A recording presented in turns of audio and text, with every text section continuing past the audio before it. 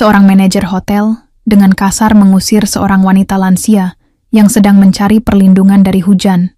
Namun, tak disangka, wanita lansia tersebut adalah... Hujan deras mengguyur kota itu tanpa ampun. Langit kelabu berpadu dengan suara gemuruh petir, menciptakan suasana yang suram dan dingin.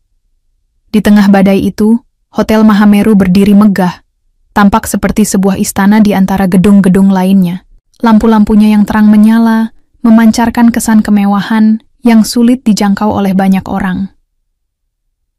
Di dalam hotel, Andika sedang duduk di balik meja resepsionisnya, mengetik laporan bulanan sambil sesekali melirik layar CCTV. Ia adalah manajer hotel yang ambisius, selalu berusaha menjaga reputasi hotel tetap bersih dan mewah. Baginya, setiap tamu harus memenuhi standar tertentu, baik dari segi penampilan maupun perilaku. Ia bangga akan prinsip ini, meskipun seringkali membuatnya terlihat kasar dan tidak peduli pada orang lain. Tiba-tiba, pintu utama hotel terbuka. Dengan keras, ditiup angin yang membawa hujan masuk ke dalam ruangan. Seorang wanita lansia berdiri di ambang pintu, tubuhnya basah kuyup, rambut abu-abunya menempel di wajah keriputnya. Ia mengenakan pakaian sederhana yang sudah kotor oleh lumpur dan tangannya memegang tas kain usang. Napasnya tersengal-sengal, seolah ia telah berjalan jauh di bawah hujan. "Permisi," kata wanita itu dengan suara lemah namun sopan. "Apakah saya bisa berteduh di sini sebentar? Hujannya sangat deras." Andika mendongak dari layarnya, matanya menyipit saat melihat penampilan wanita itu. Dengan gerakan malas, ia bangkit dari kursinya dan berjalan mendekat. Ia memperhatikan pakaian basah dan sepatu kotor wanita itu, lalu mengernyit. "Maaf, Bu," katanya dengan nada datar, namun terdengar dingin. "Ini hotel berbintang 5. Kami hanya menerima tamu yang sesuai dengan standar kami. Mungkin Anda bisa mencari tempat lain untuk berteduh." Wanita itu terdiam sejenak, matanya yang sayu menatap Andika dengan ekspresi campuran antara kekecewaan dan kelelahan. Ia tampak ingin mengatakan sesuatu, tetapi akhirnya hanya mengangguk pelan. "Baiklah," katanya dengan suara pelan. "Terima kasih." Namun sebelum berbalik pergi, ia menatap Andika sekali lagi. Matanya yang redup tiba-tiba terlihat lebih tajam, seolah ada sesuatu yang ingin disampaikan. "Kebaikan akan selalu menemukan jalannya," ujarnya pelan, lalu berbalik dan melangkah pergi, meninggalkan jejak basah di lantai marmer hotel. Andika menghela napas panjang, merasa lega karena wanita itu akhirnya pergi. Namun, ada sesuatu yang mengganjal di benaknya. Pesan wanita itu, kebaikan akan selalu menemukan jalannya, terus terngiang-ngiang di kepalanya. Ia mencoba mengabaikannya, tapi entah kenapa, perasaan tidak nyaman mulai merayap di dadanya. Sementara itu, di luar hotel, hujan semakin deras. Wanita lansia itu berjalan perlahan di bawah guyuran air, wajahnya tertunduk, namun bibirnya melengkungkan senyum tipis yang penuh makna. Ia tahu, karma akan bekerja dengan caranya sendiri. Hari-hari berlalu setelah insiden hujan itu, dan Andika mencoba melupakannya. Ia kembali ke rutinitasnya yang biasa, mengelola hotel dengan tangan besi, memastikan segala sesuatunya berjalan sesuai standar. Namun, pesan wanita lansia itu terus terngiang di benaknya, seperti bayangan yang tak bisa ia singkirkan. Suatu pagi yang cerah, ketika hotel sedang sepi tamu, sebuah mobil mewah berhenti di depan pintu utama. Pintu mobil terbuka, dan seorang pria parubaya turun dengan langkah mantap. Ia mengenakan setelan jas rapi dan jam tangan mahal yang langsung menarik perhatian staf hotel. Pria itu adalah Arifin, pemilik Hotel Mahameru, yang jarang terlihat di hotel karena kesibukannya sebagai pengusaha sukses. Arifin masuk ke dalam hotel dengan senyum ramah, namun ada sesuatu dalam tatapannya yang membuat Andika merasa tidak nyaman. Setelah menyapa beberapa staf, ia langsung menuju ruang CCTV untuk memeriksa rekaman operasional hotel selama beberapa hari terakhir. "Ada yang ingin saya lihat," katanya kepada petugas keamanan yang bertugas. Rekaman CCTV diputar, dan mata Arifin langsung tertuju pada insiden hujan malam itu. Ia melihat dengan jelas bagaimana wanita lansia itu datang, basah kuyup, mencari perlindungan. ia juga melihat bagaimana Andika mengusirnya dengan sikap dingin dan tanpa empati. Ekspresi wajah Arifin berubah drastis. Senyum ramahnya lenyap, digantikan oleh kerutan di dahinya yang menunjukkan kemarahan yang tersembunyi. "Siapa wanita ini?" tanyanya pelan, lebih kepada dirinya sendiri daripada kepada orang lain. Setelah menonton rekaman itu berkali-kali, Arifin meminta rekaman tersebut disimpan di flash disk. Ia meninggalkan ruang CCTV tanpa berkata apa-apa lagi, meninggalkan petugas keamanan yang bingung dengan tingkah lakunya. Di rumahnya yang megah di pinggiran kota, Arifin duduk di depan laptop, memutar ulang rekaman CCTV itu. Matanya terpaku pada sosok wanita lansia yang dulu diusir oleh Andika. Semakin lama ia memperhatikan wajah wanita itu, semakin yakin ia bahwa wanita itu adalah ibunya sendiri. "Ibu," gumamnya pelan, suaranya bergetar. "Kenapa ibu ada di sana?" Arifin sudah lama tidak bertemu dengan ibunya. Hubungan mereka sempat renggang karena kesibukan Arifin yang membuatnya jarang pulang ke rumah. Beberapa bulan lalu, ibunya memberitahunya bahwa ia akan menjual rumah lamanya dan pindah ke kota untuk tinggal sementara waktu. Namun Arifin belum sempat mengunjunginya karena pekerjaan yang menumpuk. Ia segera mengambil ponselnya dan mencoba menghubungi ibunya. Setelah beberapa kali panggilan tak terjawab, akhirnya ibunya mengangkat telepon. "Bu, kenapa ibu ada di hotel? Malam itu?" tanya Arifin langsung. Nada suaranya penuh kekhawatiran. Di ujung telepon ibunya terdiam sejenak. Aku hanya ingin memberikan hadiah ulang tahun untukmu, Nak," katanya pelan. "Tapi, aku tidak tahu kalau kamu tidak ada di sana. Dan orang-orang di hotel itu, mereka tidak memperlakukan aku dengan baik." Arifin meremas ponselnya, amarah mulai membara di dadanya. Ia tahu siapa yang bertanggung jawab atas perlakuan buruk itu. Andika. Keesokan harinya, Arifin kembali ke hotel. Ia memanggil Andika ke ruangannya dengan alasan ingin membahas evaluasi kinerja. Ketika Andika masuk, Arifin sedang duduk di balik mejanya. Wajahnya tampak tenang namun ada kilatan tajam di matanya. "Andika," kata Arifin dengan nada datar, "saya ingin memberikanmu beberapa tugas baru untuk menguji kemampuanmu sebagai manajer hotel." Andika mengangguk, meskipun ada rasa was-was di hatinya. "Tentu, Pak. Apa yang harus saya lakukan?" Arifin tersenyum tipis. "Mulai minggu depan, saya akan mengirim beberapa tamu VIP ke hotel ini. Mereka adalah teman-teman dekat saya. Saya ingin kamu menangani keluhan mereka secara langsung. Jika mereka puas, maka posisi kamu sebagai manajer akan tetap aman." Andika merasa lega mendengarnya. Tugas ini terdengar mudah baginya. Namun, ia tidak tahu bahwa ini adalah tes terselubung dari Arifin untuk melihat apakah ia benar-benar layak menjadi manajer hotel. Minggu-minggu berikutnya menjadi ujian yang tak terduga bagi Andika. Arifin mulai mengirimkan tamu-tamu VIP ke hotel, seperti yang ia janjikan. Namun, para tamu ini bukanlah orang-orang biasa. Mereka adalah teman-teman dekat Arifin yang dikenal sangat kritis dan memiliki standar tinggi. Mereka datang dengan berbagai keluhan yang tampak sepele, namun membutuhkan penanganan yang cepat dan penuh empati. Salah satu tamu VIP pertama adalah seorang pengusaha wanita bernama Nyonya Sari. Ia memesan suite termewah di hotel, tetapi ketika tiba, ia mengeluh bahwa suhu AC di kamarnya tidak sesuai dengan preferensinya. Andika, yang merasa ini adalah masalah kecil, hanya memberikan instruksi kepada staf teknis untuk menyesuaikan suhu, tanpa benar-benar mendengarkan keluhan Nyonya Sari dengan penuh perhatian. "Saya sudah bilang ke staf untuk memperbaikinya, Bu," kata Andika dengan nada dingin. "Tidak ada yang perlu dikhawatirkan." Nyonya Sari tampak kesal dengan respons Andika. "Saya tidak hanya meminta solusi, Pak Manajer. Saya ingin merasa dihargai sebagai tamu di sini. Jika Anda tidak bisa memberikan layanan yang baik, mungkin saya harus mencari hotel lain." Andika mencoba menenangkan situasi dengan memberikan diskon kamar, tetapi Nyonya Sari tetap tidak puas.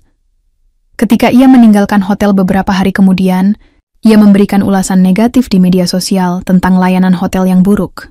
Reputasi Hotel Mahameru mulai tercoreng. Beberapa hari setelah insiden dengan Nyonya Sari, Andika menemukan sebuah surat aneh di mejanya. Surat itu tertulis dengan tangan menggunakan tinta hitam.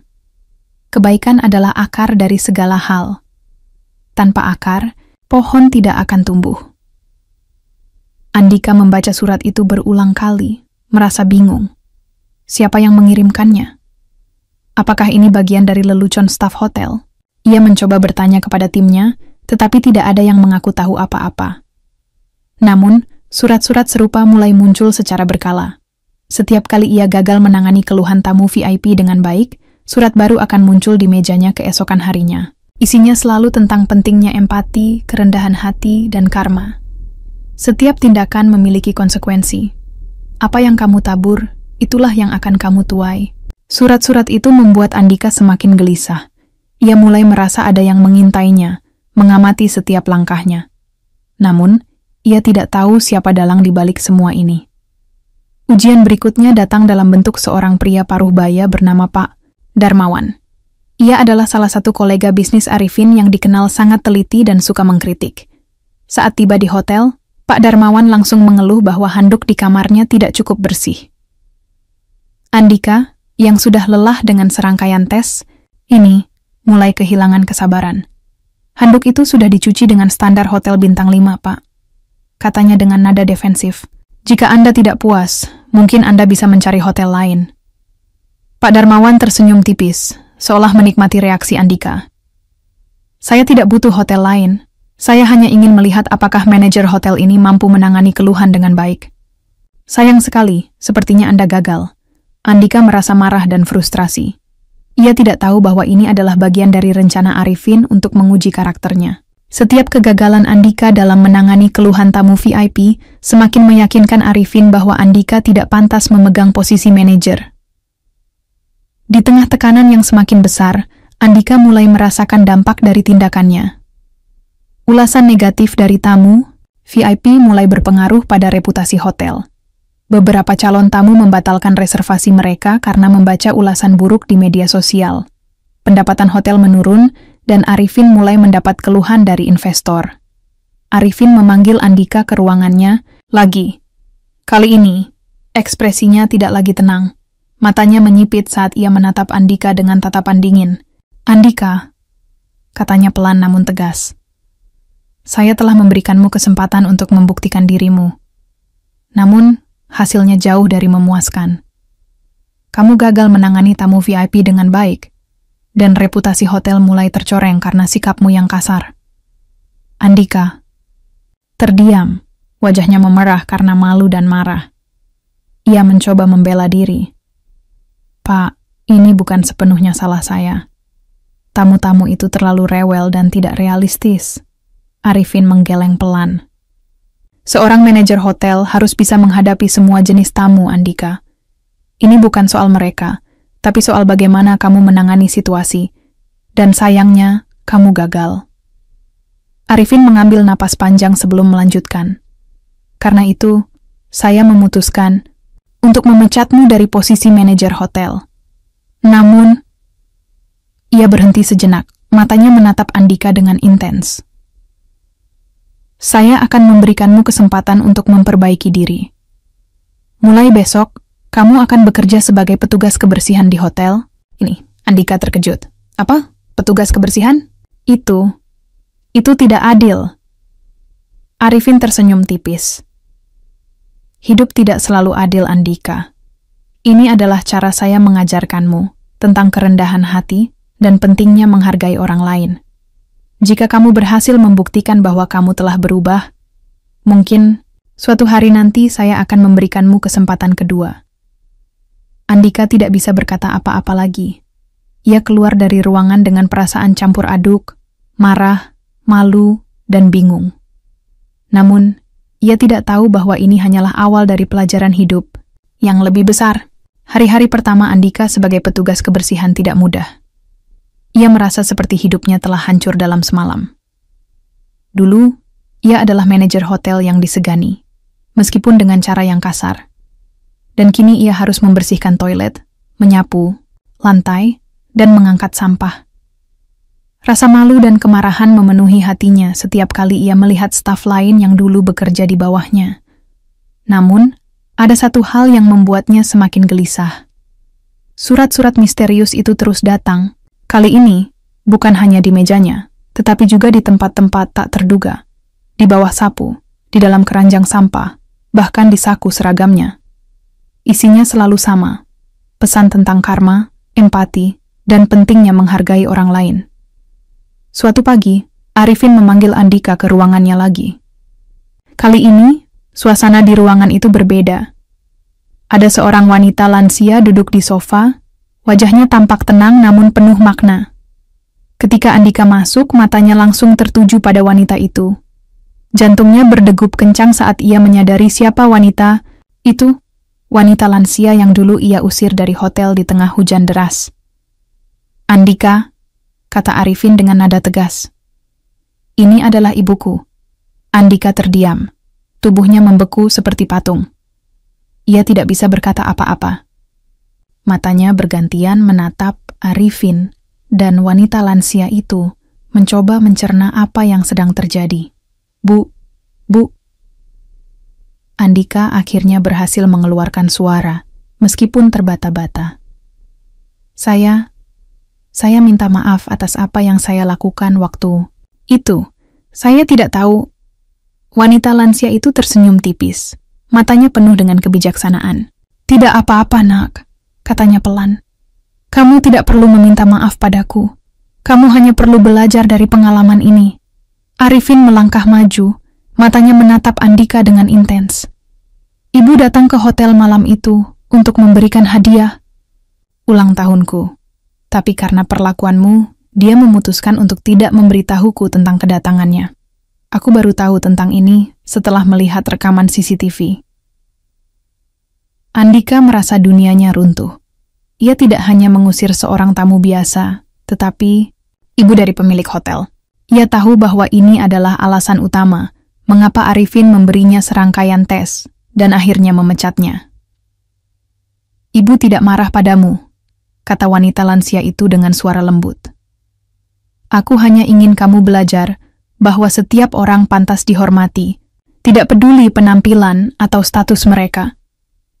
Kebaikan akan selalu menemukan jalannya, Nak. Itu yang aku katakan padamu malam itu." Andika menundukkan kepala, air mata mulai menggenang di matanya. Ia merasa malu, tetapi juga lega. Untuk pertama kalinya ia benar-benar merenungkan tindakannya dan dampaknya pada orang lain. Aku salah, Bu," katanya dengan suara bergetar.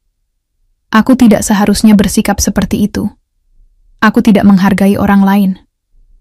Aku minta maaf." Wanita lansia itu tersenyum hangat. "Mengakui kesalahan adalah langkah pertama menuju perubahan, Nak. Aku percaya kamu bisa menjadi pribadi yang lebih baik." Setelah dialog itu, Arifin menjelaskan rencananya kepada Andika. "Andika, pekerjaanmu sebagai petugas kebersihan bukanlah hukuman abadi. Ini adalah ujian untuk melihat apakah kamu benar-benar bisa berubah. Jika kamu bisa membuktikan bahwa kamu telah belajar dari kesalahanmu, aku akan memberikanmu kesempatan kedua." Andika mengangguk, wajahnya penuh tekad. Ia tahu bahwa ini adalah kesempatan terakhirnya untuk memperbaiki diri. Namun, ada satu rahasia yang belum diungkapkan oleh Arifin.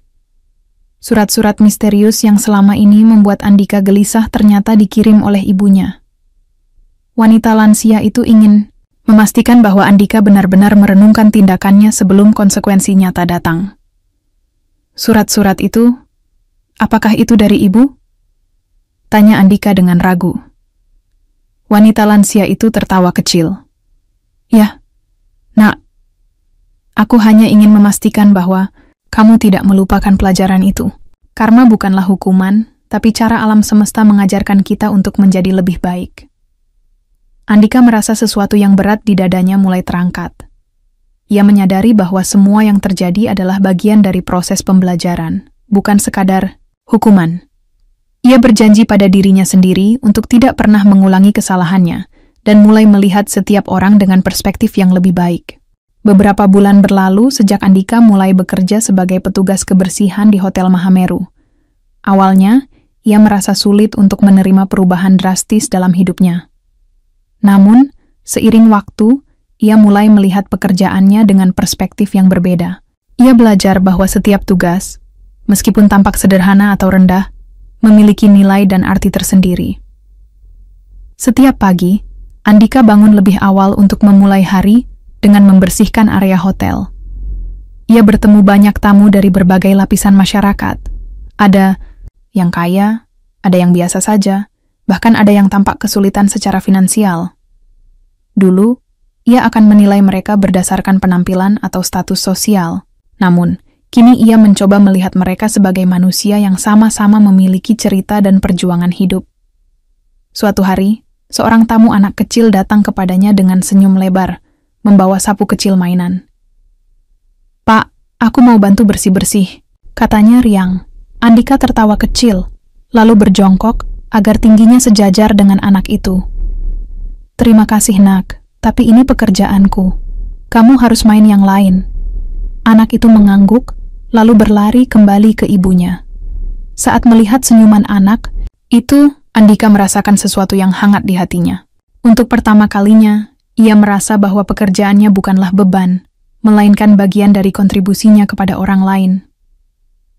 Suatu sore, Andika memutuskan untuk mengunjungi rumah wanita lansia, Ibu Arifin, yang tinggal tidak jauh dari hotel. Ia membawa seikat bunga dan sebuah surat permintaan maaf yang ditulisnya sendiri. Ketika ia tiba, wanita itu sedang duduk di teras menikmati teh sore. "Bu," kata Andika, dengan suara pelan namun penuh ketulusan. "Saya ingin meminta maaf sekali lagi atas apa yang saya lakukan. Saya sudah belajar banyak dari pengalaman ini, dan saya berjanji untuk menjadi pribadi yang lebih baik." Wanita lansia itu tersenyum hangat. "Aku sudah memaafkanmu sejak lama, Nak. Yang penting adalah kamu mau berubah." Mereka berbincang panjang tentang kehidupan, karma, dan pentingnya rasa syukur. Wanita itu memberikan nasihat bijak kepada Andika. "Kebaikan tidak selalu langsung terlihat, tapi ia selalu ada di sekitar kita. Jangan pernah meremehkan siapapun, karena setiap orang memiliki nilai yang tak ternilai." Setelah beberapa bulan bekerja keras dan menunjukkan perubahan sikap yang nyata, Andika akhirnya dipanggil oleh Arifin ke ruangannya. Kali ini, suasana di ruangan itu berbeda. Arifin tersenyum saat melihat Andika masuk. "Andika," katanya dengan nada ramah, "aku sudah mengamati perkembanganmu selama ini. Kamu telah membuktikan bahwa kamu bisa berubah. Kamu tidak lagi sombong atau kasar, dan kamu telah belajar untuk menghargai orang lain." Andika merasa lega mendengar kata-kata itu. "Terima kasih, Pak. Saya benar-benar belajar banyak dari semua ini." Arifin mengangguk. "Karena itu, aku memutuskan untuk memberikanmu kesempatan kedua. Mulai minggu depan, kamu akan kembali bekerja sebagai manajer hotel. Tapi ingat, kali ini kamu harus membawa nilai-nilai yang sudah kamu pelajari ke dalam pekerjaanmu."